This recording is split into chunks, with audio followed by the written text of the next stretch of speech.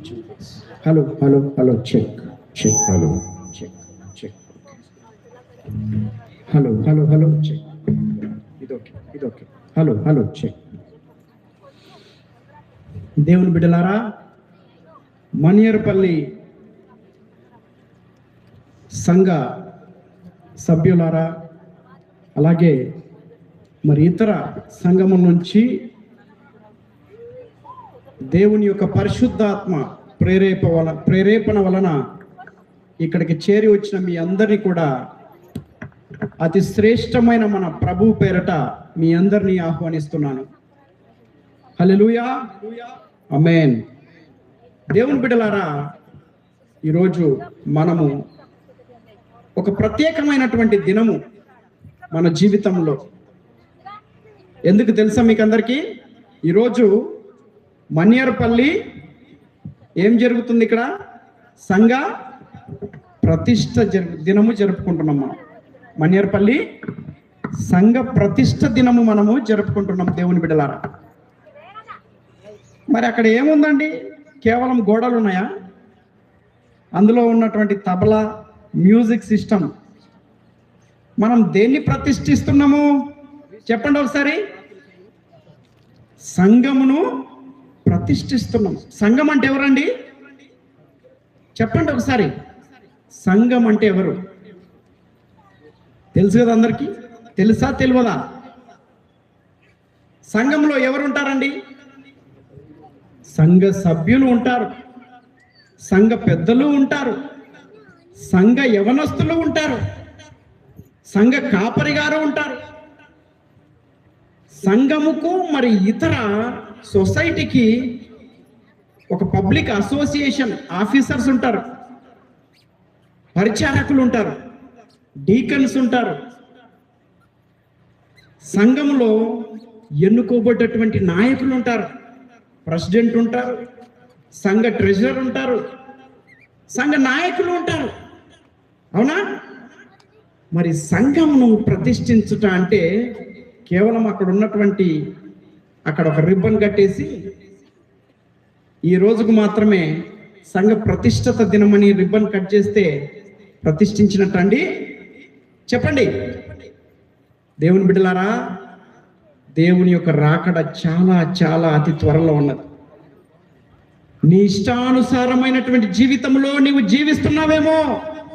ప్రియ సంఘ కాపరి, నీకు దేవుడు ఒక బాధ్యతనిచ్చి ఉన్నాడు.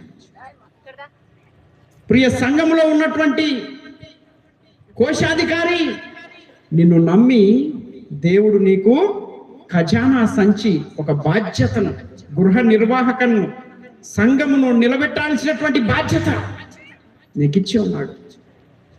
ఓ సంఘ పెద్ద, ఇంకెంతకాలము నీ సొంత పనుల కొరకు ఎంత కష్టించినా నీ బ్రతుకు మారనటువంటి ఈ పాపిష్టి జీవితంలో ఇంకెంతకాలము స్వార్థమైనటువంటి జీవితము సంపాదన కోసం వెతుకులాడుచున్నావు? దేవుడు నీకు బాధ్యతనిచ్చి ఉన్నాడు. నీ పని ఎంతవరకు చేస్తున్నావు?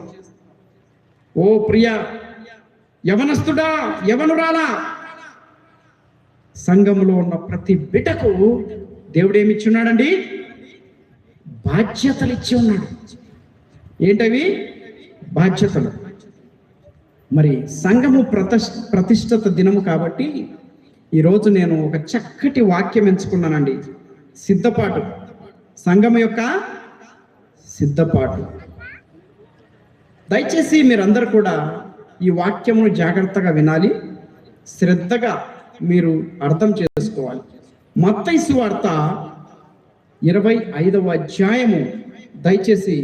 దయచేసి మైక్ ఇవ్వండి సార్. ఎవరన్నా వాక్యం బాగా చదివాలి, మీ దగ్గర తీసుకోండి. పాస్టర్ గారు చదివితే చాలా బాగుంటుంది.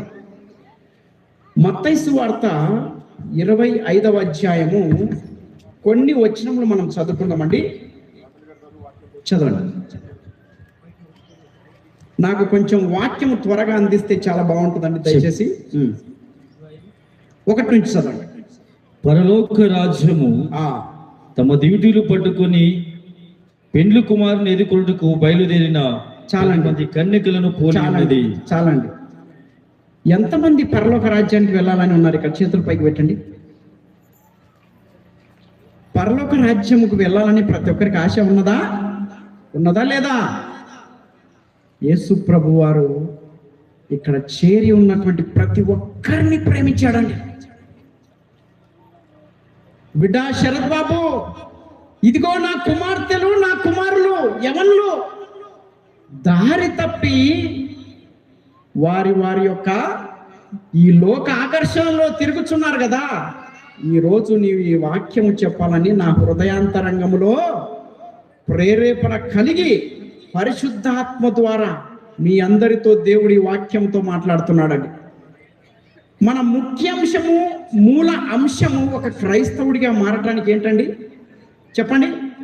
మనందరం ఎక్కడికి వెళ్ళాలి? ఈ యాత్ర ఎక్కడికి వెళ్తున్నామండి?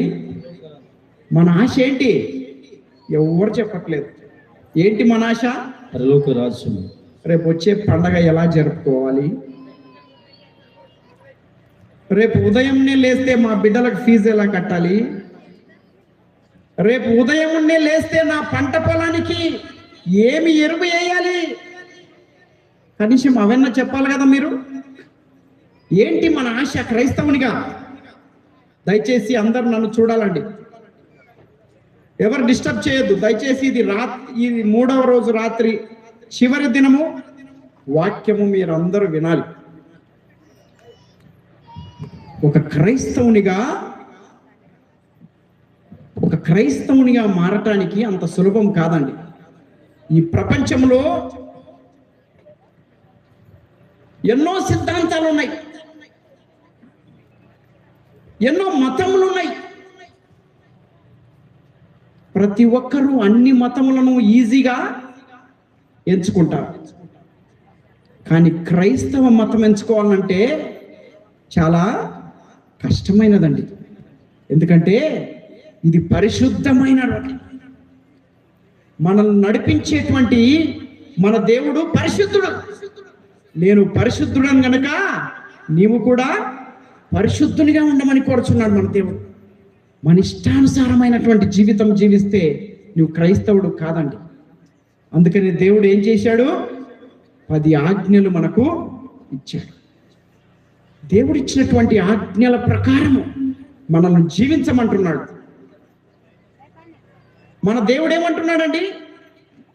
యవనుడా, నీ యవన కాలములో నీ కంటికి ఇష్టమైనటువంటి, నీ మనసుకు ఇంపైనటువంటిది ఏది వదలకు, సంతుష్టిగా ఆనందించు. కానీ వాటన్నిటికీ తీర్పు దినమున్నదని నువ్వు మాత్రము మరిచిపోవద్దు అంటున్నాడు ప్రియ దేవుని బిడ్డలారా. క్రైస్తత్వము ఈరోజు మన సంఘము ప్రతిష్ఠిత దినము. సంఘము ప్రతిష్ఠిత దినం అంటే దాని అర్థము గోడలు కాదండి. సంఘములో ఉన్న ప్రతి సభ్యుణ్ణి కూడా మనం ప్రతిష్ఠించుకోవాలి. ప్రతిష్ఠత అంటే ఏంటండి? ప్రత్యేకించబడుట. ఏంటది? ప్రత్యేకించబడుట. నా జీవితము ప్రభు కొరకు సమర్పించుకొనుట. నా పాప జీవితమును, నా చీకటిలో చేసినటువంటి రహస్య పాపములను నేను వదిలిపెట్టి నేను పరలోక రాజ్యము వైపు చూచుచు ప్రభుతో కలిసి సహవాసం చేయాలని నీవు తప్పించుచుంటే నిన్ను నువ్వు ప్రతిష్ఠించుకోవాలని దేవుడి రాత్రి కోరుచున్నాడు ప్రియ దేవుని బిడ్డలారా. మనకి ఇంకెంతో సమయం లేదు. సంఘము యొక్క సిద్ధపాటు గురించి ఈ వాక్యము మనకు బోధిస్తున్నది. చదవండి సార్, 25వ అధ్యాయం మొదటి నుంచి. పరలోక రాజ్యము, చూడండి, పరలోక రాజ్యము తమ దివిటీలను పట్టుకొని పెండ్లి కుమారుని ఎదుర్కొనుటకు బయలుదేరిన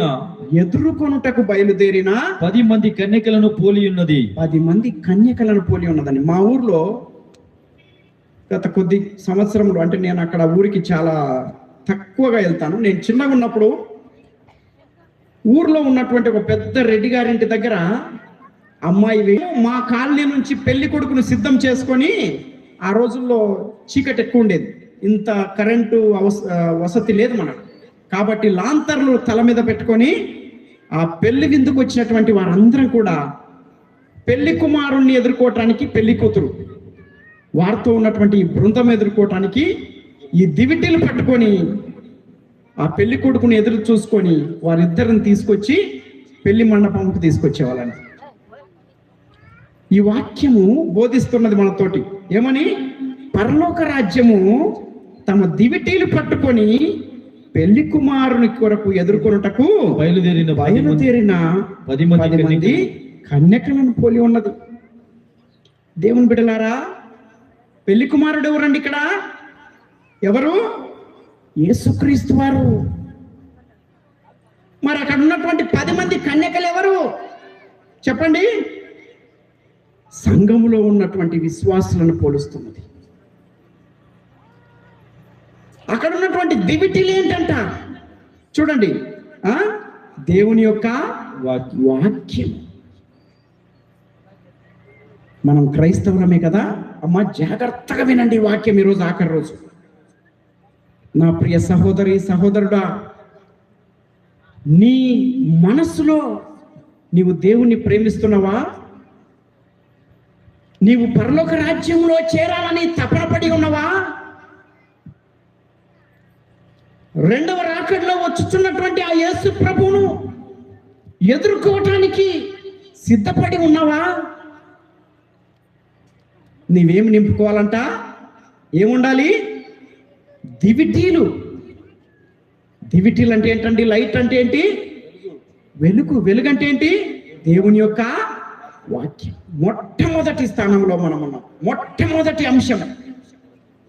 నా ప్రియ కుమారుడా, కుమార్తె, సంఘము కొరకు ప్రతిష్ఠించబడినటువంటి ప్రతి ఒక్కరిని దేవుడు అడుగుతున్నాడు ఈరోజు రాత్రి. నిన్ను నువ్వు ప్రతిష్ఠించుకున్నావా? ఆ ఎదుర్కొనబోయేటువంటి ఆ గుంపులో నీ ఉండాలని కోరుకుంటున్నావా? అయితే దేవుడు ఈ రాత్రి మనతో హెచ్చరిస్తున్నాడు. నీ దగ్గర ఉన్నటువంటి దివిటి, నీ హృదయము, నీ మనస్సు దేంతో నింపుకున్నావమ్మా తల్లి, సహోదరుడా, యవనస్తుడా? నీ హృదయాంతరంగంలో ఉన్నటువంటి నీ దివిటిని, దేవుడిచ్చినటువంటి ఈ యొక్క జ్ఞానమును, ఆ యొక్క వాక్యం అనేటువంటి దివిటిని నీవు దేనితో నింపుకున్నావు నా సహోదరుడా, యవనస్తుడా?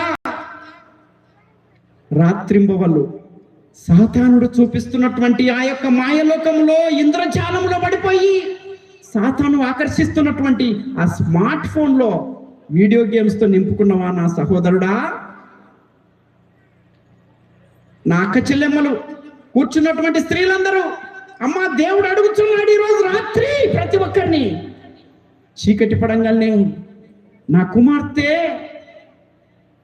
నేను నా రక్తము ధారపోసి కొన్నటువంటి నా సహోదరి, నీ హృదయం దేంతో నింపుకున్నామని దేవుడు తేరి చూస్తున్నాడు.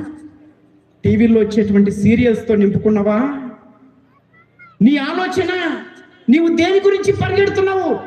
ఈరోజు అయిపోయింది, అబ్బా, సడన్ గా మళ్ళీ ఆగిపోయింది సీరియల్. మళ్ళీ రేపటి గురించి మనం ఎదురు చూస్తూ ఉంటాం. ప్రియ బిడ్డలారా, దేవుడు వచ్చేటువంటి రాకడ దగ్గర ఉన్నది. పరలోక రాజ్యం గురించి ప్రతి ఒక్కరిని హెచ్చరిస్తున్నాడు ఈ దేవుడు. ప్రతి ఒక్కరిని ప్రేమిస్తున్నాడు. దేవుడు లోకమును ఎంతో ప్రేమించెను కాగా తన యొక్క అద్వితీయ కుమారుని యందు విశ్వాసముంచు ప్రతి ఒక్కరును ఎవరు కూడా నశించిపోవుట ఆయనకు ఇష్టం లేదండి. అందరూ కూడా దేవుడు ప్రేమిస్తున్నాడు. ఈ రాత్రి నీ యొక్క హృదయమును నీవు పరిశీలించుకోవాలి. దేవుని కొరకు నువ్వు ప్రతిష్ఠించుకున్నావా? నీ ఆలోచన, నీ తపన నీవు ఎదుర్కోవాలా? ఆ రెండవసారి వచ్చేటువంటి నా ప్రియ యేసు ప్రభువుని ఎదుర్కోవటానికి నీవు సిద్ధపడి ఉన్నావా తల్లి? నీ హృదయం దేంతో నింపుకున్నావు నువ్వు? వాక్యం ఏం చెప్తుందండి? వీరిలో 5 బుద్ధి లేని వారు, 5 బుద్ధి గలవారు. అవును, బుద్ధి లేని వారు తమ డ్యూటీలు పట్టుకొని తమతో కూడా నూనె తీసుకొని పోలేదు.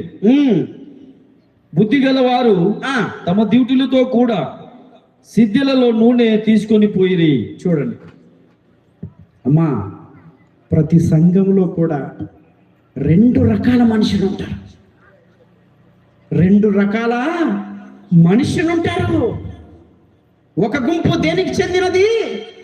వారి దివిటీలను నింపుకొని ఇంకా ఎక్స్ట్రా ఇంకా అధికమైనటువంటి పరిశుద్ధాత్మతో నింపబడినటువంటి ఆ శక్తిని వారు నింపుకొని ఉన్నారు. రాబోయేటువంటి కాలంలో వాక్యం ఏం చెప్తుంది? ఒక రోజు రాబోతున్నది, నీవు చదవాలనుకున్నా నీకు వాక్యము దొరకని రోజు రాబోతున్నది. నీవు ఆలయంకు పోయి, ప్రభువా నేను పాపిని, నన్ను క్షమించు, ఇక నుంచి నేను సమర్పించుకుంటాను, నీ కొరకు నేను ఎదురు చూస్తున్నాను ప్రభువా అని నువ్వు తప్పిస్తున్నావేమో. రాబోయే దినముల్లో ఆలయములు తెరవబడవండి. దేవుడిచ్చినటువంటి ఈ కంటి చూపును, దేవుడిచ్చినటువంటి ఈ చెవులను, దేవుడిచ్చినటువంటి ఈ నోరును, దేవుడిచ్చినటువంటి ఈ యొక్క ఆరోగ్యమును సమయానుకూలముగా నువ్వు దేని గురించి ఉపయోగిస్తున్నావు? ప్రియ దేవుని బిడ్డలారా, 2 రకాలైనటువంటి మనుషులు ఉన్నారు ఇక్కడ. ఒకరు ఏంటంట? బుద్ధి గలవారు. వారు ఎలాంటి వారంట? వారి సిద్ధులను నింపుకొని మరికొంత నూనె వారి వెంట తీసుకొని ఉన్నారు. అంటే దాని అర్థం ఏంటంటే, కేవలము ప్రతి వారము సంఘంకి వచ్చి, కేవలము సబ్బాతు దినము శనివారం మాత్రమే వచ్చి వాక్యము విని చందాలు ఇచ్చి పాస్టర్ గారికి హాయ్ బాయ్ చెప్తే సరిపోదండి. ఏం చేయాలంట? సమయము దొరికినప్పుడల్లా దేవుడిచ్చినటువంటి ఈ యొక్క వాక్యము అనేటువంటి ఈ దివిటిని నీవు నింపుకొనాలి. అది సిద్ధపాటు. వారిని బుద్ధిగల కన్నికలతో పోల్చి ఉన్నాడు దేవుడు. 2వ రకం ఏంటంటే బుద్ధి లేనివారు. చదవండి ఒకసారి 3వ వచనం. బుద్ధి లేని వారు తమ దివిటీలు పట్టుకొని తమతో కూడా నూనె తీసుకొని పోలేదు. చూడండి, బుద్ధి లేని వారు, మన పిల్లలు చదువుకుంటుంటారు, కొన్నిసార్లు పరీక్షలు రాబోతున్నాయి. జ్ఞానము కలిగినటువంటి బిడ్డలు సమయమును పోనీయకుండా దాన్ని సద్వినియోగపరచుకున్నటువంటి వారు బుద్ధిగల వారుగా, వారు పరీక్షకు బాగా సిద్ధపాటుగా ఉంటారు. మరి బుద్ధి లేని వారు ఏంటండి? చదువుదాం, ఇంకా చాలా టైం ఉందిరా, నువ్వేం చేస్తున్నావు, రా ఆడుకుందాం. ఒక సామెత ఉంటుంది తెలుగులో, మేసేగాడిని కూసేగాడిది చెడగొట్టినట్టు. దేవుని బిడ్డలారా, సాతానుడు ఎప్పుడు కూడా నువ్వు దేవుని వాక్యము చదవాలి, నేను దేవునిలో బలపడాలి, ప్రభువా ఎన్నిసార్లు ప్రార్థన చేయించనయ్యా, నా కుటుంబం బాగుపడాలని, నా భర్త జీవితము మార్పు రావాలని మేము చెబితే మాటినటువంటి, సహకరించినటువంటి, పాడు లోకములో పాడు బుద్ధులతో అలవాటు పడినటువంటి మా పిల్లలు మార్పులోకి రావాలని ఎన్నోసార్లు ప్రార్థన చేశామయ్యా. కేవలము సంఘంకి వచ్చి ఇక్కడ నువ్వు ప్రార్థన చేస్తే కాదండి, నీ ప్రార్థన జీవితము నీ హృదయములో నింపుకో. దేవుని యొక్క ప్రేమను, దేవుని యొక్క శక్తిని పొందుకున్నటువంటి, ప్రతిష్ఠించబడినటువంటి ప్రతి ఒక్కరూ నీ హృదయమే ఆలయం. నువ్వెక్కడుంటే అక్కడ నీ హృదయం ఏమిటి? నీ ఆలయం.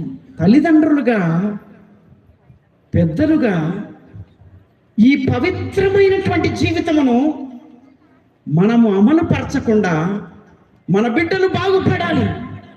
భార్య మారకుండా, భార్య భర్తకు లోపడకుండా, తను చేయాల్సినటువంటి అంత చేసి, నా భర్త మారట్లేదండి, ఇంట్లో ఉండడు, ఎప్పుడు చూసినా కళ్ళు దుకాణము, వైన్ షాప్ దగ్గరనే ఉంటాడు. ఎందుకు ఉంటాడండి? దేవుడు ఇద్దరికి బాధ్యతలు ఇచ్చాడు. భర్త నీ భార్యను ఏం చేయాలి? ప్రేమించమన్నాడు. మరి భార్య ఏం చేయాలి? భర్తకు లోబడి ఉండాలి. దేవుని బిడ్డలారా, గుర్తుపెట్టుకోండి, దేవుడు మొట్టమొదటగా తన స్వరూపమందు ఎవరిని సృజించాడండి? ఆదామును, మగవాడిని సృష్టించాడు. మరి ఎందుకొరకు? వాడు కొంచెము బుద్ధి, శరీరము, వాడు కొంచెము స్త్రీ కన్నా బలము కలిగిన వాడు. స్త్రీ వానిలో నుంచి వచ్చినది కాబట్టి వాడేమనుకుంటాడు? స్త్రీ నాకెప్పుడు లోబడి ఉండాలనుకుంటాడు. ఇది నేచురల్ ధర్మం. ఇది నేచర్ అంటే ఏమంటారు సార్? ప్రకృతి ధర్మము. దేవుడు కూడా భార్యాభర్తలను ప్రేమించి వారికి వారి వారి యొక్క ధర్మములను ఇచ్చి ఉన్నాడు. కాబట్టి స్త్రీ ఏం చేయాలి? భర్తకు లోబడి ఉండాలి. భర్త ఏం చేయాలి? భార్యను ప్రేమించాలి. నీకు నేనెందుకు లోబడి ఉండాలి? నువ్వు నాకు లోబడి ఉన్నావా? కదా? దేవుని బిడ్డలారా, గుర్తుంచుకోండి, ఇప్పుడున్నటువంటి కాలంలో సాతానుడు ఎవరిని పట్టుకుంటున్నాడు తెలుసా అండి? అత్యధికంగా దేవుడు చేసేటువంటి, దేవుని సేవ చేసేటువంటి దేవుని యొక్క సేవకుల కుటుంబములను పట్టుకుంటున్నాడు. నేను నా కళ్ళారా చూస్తున్నాను. అనేక మంది పాస్టర్లు, పాస్టరమ్మలు వారు డైవర్స్లకు వెళ్తున్నారు. అనేక మంది దేవుని సేవకులు, పాస్టరమ్మలు, పాస్టర్ గారు వారు ఏం చేస్తున్నారు? వారి జీవితం నుంచి విడిపోతున్నారు. వారు బోధించగలరా అండి? దేవుని సంఘమును కట్టగలరా వారు? ఇతరులకు బోధించాల్సినటువంటి వారు. ప్రియ దేవుని బిడ్డలారా, మనం ఎంతో గొప్పగా చెప్పుకుంటాం. మనము శేషించబడినటువంటి సంఘం, దేవుడు ఏర్పరచుకున్నటువంటి సంఘము.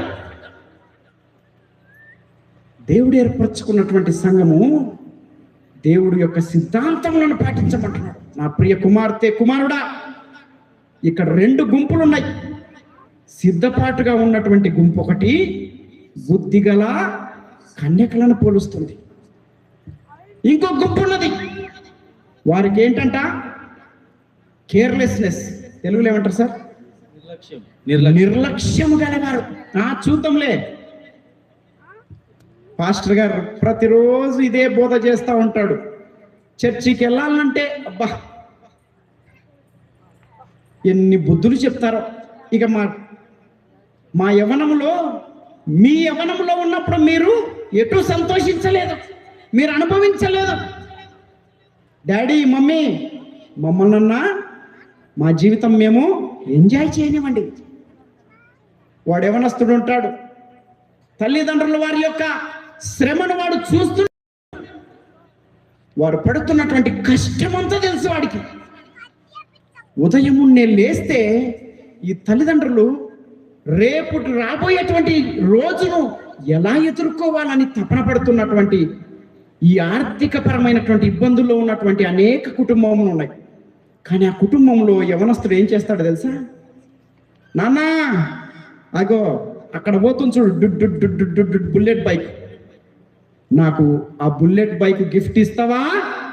నన్ను చావమంటావా? డాడీ, నేను అడిగింది ఇస్తావా లేదా? దేవుని బిడ్డలారా, తల్లిదండ్రులు మనము ప్రతిష్ఠించుకున్నటువంటి వారంగా దేవుని సంఘమును, దేవుని యొక్క రాకడ కొరకు సిద్ధపాటు ఉన్నటువంటి వారంగా మనం ఏం చేయాలి తెలుసండి? మన సిద్ధలను,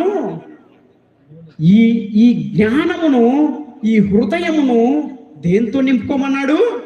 వాక్యం అనేటువంటి నూనెతో నింపుకోమన్నాడు. ప్రతి ఉదయమున్నే లేస్తే, ప్రతి రాత్రి నువ్వు పడుకుంటే ముందు నీ కుటుంబముతో కలిసి నువ్వు ప్రార్థిస్తున్నావా? నువ్వు కట్టినటువంటి ఆ బిడ్డలకు చిన్నప్పటి నుంచి దేవుని యొక్క వాక్యములో పెంచాలని నువ్వు తపన పడుతున్నావా? ఈ రోజుల్లో ప్యాషన్ ఏంటి తెలుసండి? నేను ఒకరోజు ఒక రైలు ప్రయాణం చేస్తున్నాను సార్. ఆ పిల్లోడు 1 సంవత్సరం కూడా లేడండి. 1 సంవత్సరము, 1 సంవత్సరంన్నర బాలుడు మాత్రమే. వాళ్ళ డాడీ చేతిలో మరొక ఫోన్ ఉంది, వాళ్ళ మమ్మీ ఫోను. వీళ్ళ డాడీ వీడియో గేమ్ ఆడుతున్నాడు. వీళ్ళ డాడీని ఈ చిన్న కుమారుడు డిస్టర్బ్ చేస్తున్నాడని వాడి చేతికి ఏమిచ్చాడు? మొబైల్ ఫోన్ ఇచ్చాడు. చూసారా నా ప్రియ సహోదరులారా, సాతానుడు నువ్వు ఎప్పుడో యవనస్తుడైన తర్వాత నిన్ను పట్టుకోవట్లేదు, నువ్వెప్పుడో వృద్ధుడమైన తర్వాత నిన్ను పాపంలోనికి లాగట్లేదండి. ఏం చేస్తున్నాడు వాడు పుట్టినప్పటి నుంచే వాడి టార్గెట్. ఈరోజు చూసారండి, బయట పిల్లలు చాక్లెట్ కొనుక్కోవాలంటే చాలా భయంకరమైనటువంటి రోజులు వచ్చాయండి. మీకు తెలుసో తెలియదు, ఈ రోజుల్లో పట్టణంలో ఉన్నటువంటి స్కూల్స్ చిన్న పిల్లలు బయటికి వెళ్ళి చాక్లెట్ కొనుక్కోవాలంటే భయపడుతున్నారండి. తెలుసా ఎందుకో? చిన్న పిల్లల నుంచి ఆ చాక్లెట్లో డ్రగ్స్ అలవాటు చేస్తున్నారండి. చూసారా ఈ మాయలోకము? దేవుని బిడ్డలారా, మన బిడ్డలను దేవుని యొక్క వాక్యం అనేటువంటి ఆ దివిటీలను వారు చిన్నకున్నప్పటి నుంచే నేర్పవలసినటువంటి బాధ్యత మనకున్నది. కేవలము నేను సిద్ధపడితే, నా భార్య సిద్ధపడితే కాదండి. ఎవరు సిద్ధపడాలండి? కుటుంబము మొత్తము కట్టవలసినటువంటి బాధ్యత మనకున్నది. ఈ రాత్రి దేవుడు అడుగుచున్నాడు మీ అందరినీ, ప్రశ్నించుకోండి, నీవు ఏ గుంపుకు సంబంధించిన వాడవో. చదవండి సార్ కిందకి. పెళ్లి కుమారుడు ఆలస్యం చేయగా వారందరూ కునికి నిద్రించుచుండిరి. చూసారండి, పెళ్లి కుమారుడు గురించి ఎదురు చూస్తా ఉన్నారు. చాలా మంది ఉంటాం కదా మనము,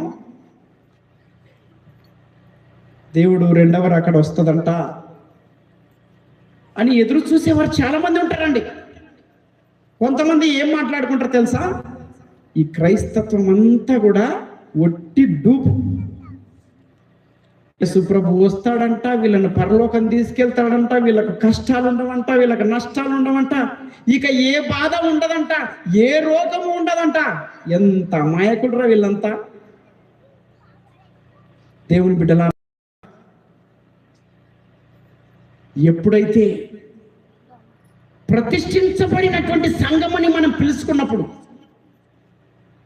దేవుని యందు విశ్వాసం, నిలకడ, ఓర్పు, సహనముతో నీవు సిద్ధపాటు కమ్మని దేవుడే చెప్తున్నాడండి.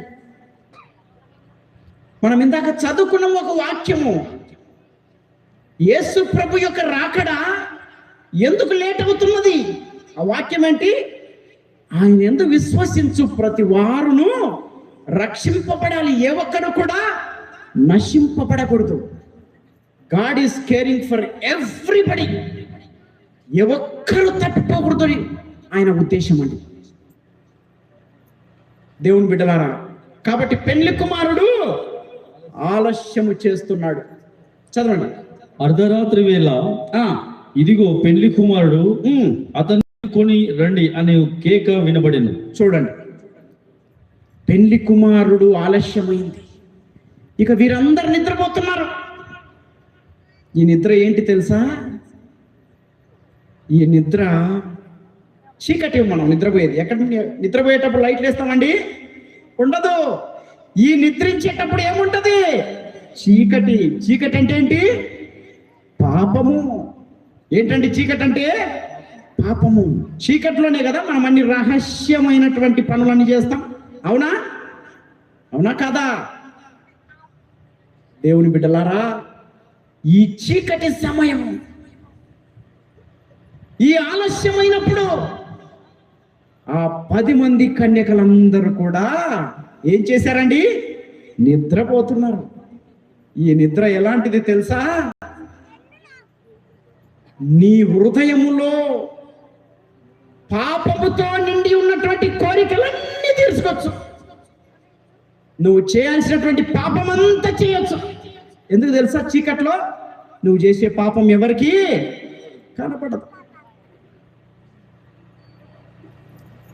దేవుని బిడ్డలారా, కేవలము శనివారము సబ్బాతు దినం వచ్చి ఆ ఒక్క రోజు నువ్వు పరిశుద్ధతగా ఉంటే సరిపోదు.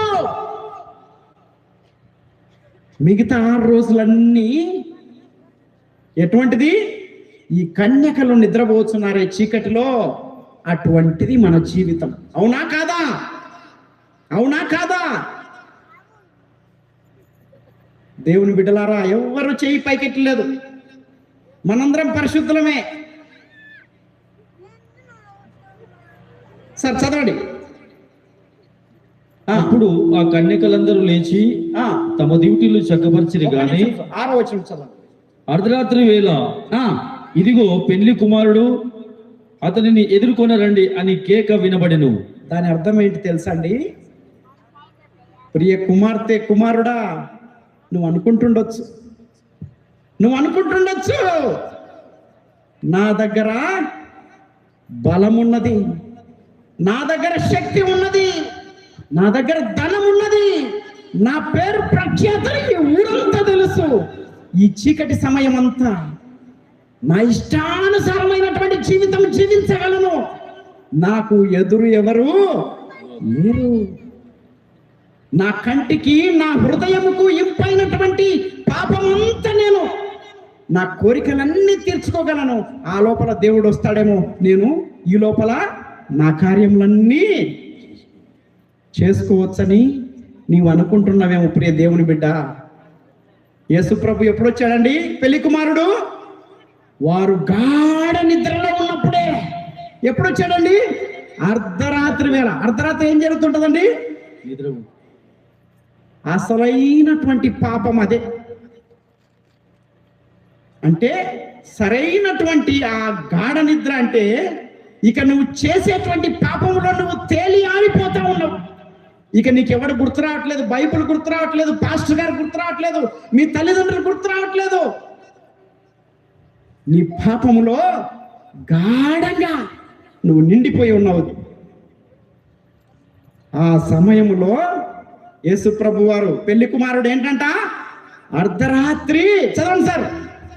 అర్ధరాత్రి వేళ ఇదిగో పెళ్లి కుమారుడు, అతనిని ఎదుర్కొని రండి అని అను కేక వినబడెను. ఎస్. అప్పుడు ఆ కన్యకలందరూ లేచి తమ దివిటీలను చక్కపరిచిరి గాని బుద్ధి లేని ఆ కన్యకలు, మా దివిటీలు ఆరిపోవచ్చున్నవి గనుక మీ నూనెలో కొంచెము మాకేయండి అని బుద్ధి గల వారిని అడిగిరి. చాలండి. దేవుని బిడ్డలారా, ఈ రాత్రి దేవుడు మనల్ని అందరినీ పరిశీలన చేయబోతున్నాడు. ఇదిగో బిడ్డ శరత్ బాబు, మోజెస్, నెల్సన్ గారు, నువ్వు ఎటువంటి పరిస్థితిలో ఉన్నావో, నువ్వు ఏ గాఢ నిద్రలో ఉన్నావో, ఏ చీకటిలో ఉన్నావో నిన్నెవ్వరూ చూడట్లేదు అనుకుంటున్నావేమో. నువ్వు చేసే రహస్య పాపము నీ చుట్టుపక్కల వానికి తెలియకుండాని నువ్వు ఆలోచిస్తున్నావేమో. కానీ తేట తెల్లగా నువ్వు చేసే పాపములన్నీ ఎవరు చూస్తున్నారండి? దేవుడు చూస్తున్నాడు. దేవునికి సమస్తము తేట తెల్లగా కనబడుచున్నాయి. కాబట్టి నిన్ను దేవుడు తీర్పులోనికి తీసుకురాబోతున్నాడు. ఇప్పుడేం జరిగింది? బుద్ధిగల కన్యకలు ఇలా జరుగుతుందనే వారితో పాటు ఏం చేశారు? మరికొంత నూనె తీసుకొని వచ్చారండి. బుద్ధి లేని వారు ఏం చేశారు? చూద్దాంలే, పెళ్లి కుమారుడు వచ్చే సమయానికి ఎక్కడో ఒక చోట తీసుకుందాం. ఇదంతా కూడా దేన్ని సూచిస్తుందండి? మన యొక్క సిద్ధపాటు. నా ప్రియ కుమారుడా, కుమార్తె, నువ్వు దేని గురించి సిద్ధపడుచున్నావు? యవనస్తుడా, నీవు ఒక ఉద్యోగం కొరకు సిద్ధపడుచున్నావా? నువ్వు కేవలము నీవు చదువుతున్నటువంటి ఆ పుస్తకమే కాదు, ఇంకా అనేక పుస్తకములు చదువు. నీ సమయము సద్వినియోగపరచుకో. నిన్ను దేవుడు నీకు తోడుగా ఉంటాడు, నిన్ను ఆశీర్వదిస్తాడు.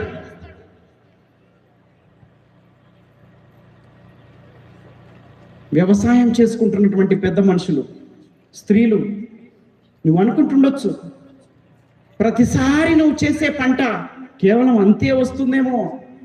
దేవుణ్ణి అడగండి, కృషి చేయండి. మీరు ఏ పని చేసినప్పటికీ కూడా మీ శక్తిని మించినటువంటి శక్తిని పెట్టండి. ప్రభువుని అడగండి. సిద్ధపాటు. నిర్లక్ష్యముతో మనం చేసేటువంటి ఏ పని కూడా సఫలము కాదండి. దేవుని బిడ్డలారా చూడండి సార్, చదవండి, కిందికి చదవండి. అందుకు బుద్ధిగల కన్యకలు మాకును మీకును ఇది చాలదేమో, మీరు అమ్మవారి ఎదుకు పోయి కొనుక్కుండునని చెప్పిరి. చూసారా, సమయం అంతా చాలాసార్లు మనం సమయము వేస్ట్ చేస్తాం. చిన్నపిల్లలు చదువుకున్నటువంటి వారైతే సమయం అంతా వృధా చేసి ఎగ్జామ్ పోయిన తర్వాత ఏం చేస్తాం? కొంచెం చూపిరా. పెద్దలు ఏం చేస్తాం? కష్టపడి డబ్బు సంపాదించుకొని మన అవసరతల గురించి ప్రణాళిక వేసుకొని స్థిరమైనటువంటి కుటుంబమును కట్టుకోకుండా సమయం అంతా వేస్ట్ చేసుకొని ఆర్థికమైనటువంటి ఒడిదుడుకులతో ఇబ్బందులు పడుతూ మన ఇరుగు పొరుగు వారిని సహాయము అడుగుచా ఉంటాం చాలాసార్లు. దేవుని బిడ్డలారా, ఇటువంటి పరిస్థితి మీ కుటుంబంలో ఉన్నదా? ఇటువంటి పరిస్థితి నీ జీవితంలో నువ్వు ఎదుర్కొంటున్నావా? సిద్ధపాటు మనందరికి కూడా మన జీవితంలో ఆపాదించుకోవాలి. ప్రియ దేవుని బిడ్డలు, చదవండి సార్, కిందికి చదవండి. వారు కొనిపోచుండగా పెళ్లి కుమారుడు వచ్చెను. అప్పుడు సిద్ధపడి ఉన్నవారు అతనితో కూడా పెళ్లి విందులోకి లోపలికి పోయిరి. అంతటా తలుపు వేయబడెను. ఆ తర్వాత తక్కిన కన్యకలు వచ్చి అయ్యా అయ్యా మాకు తలుపు తీయమని అడగగా అతడు మిమ్ము నేనేరుగనని మీతో నిక్షేమంగా చెప్పుచున్నానండి. నువ్వు ఇంకా నేను మారుమనసు పొందాలి. కొన్ని పనులు ఉన్నాయి, ఆ కొన్ని పనులు చేసిన తర్వాత అవి పాపముతో కూడుకున్నటువంటి పనులు. ఇంకా నేను కొన్ని చేయాల్సినవి ఉన్నాయి, అవన్నీ సెటిల్ చేసి నేను సంపూర్ణంగా దేవుని ఆలయంకు, దేవుని దగ్గరకు వస్తాను పాస్టర్ గారు, కొంచెం సమయం ఇవ్వండి నాకు. ఏమ్మా, ఏంటమ్మా ఈ మధ్య ప్రార్థనకు రావట్లేదు? సార్, కొన్ని ఒడిదుడుకులు, కొన్ని సమస్యలు మా ఇంట్లో సాతాను బట్టి మమ్మల్ని పీడిస్తూ ఉందండి. ఆ సమస్యలు కొన్ని అయిన తర్వాత వాటన్నిటిని పరిష్కరించుకున్నాక నేను, నా భర్త, మా కుటుంబం అంతా కూడా కలిసి ఆలయంకి వస్తాం పాస్టర్ గారు. ఇలా ఎంతమంది ఉన్నారండి? ఈలోపు పుణ్యకాలం కాస్త గడిచిపోద్ది. నా ప్రియ దేవుని బిడ్డలారా, ఈరోజు మాత్రమే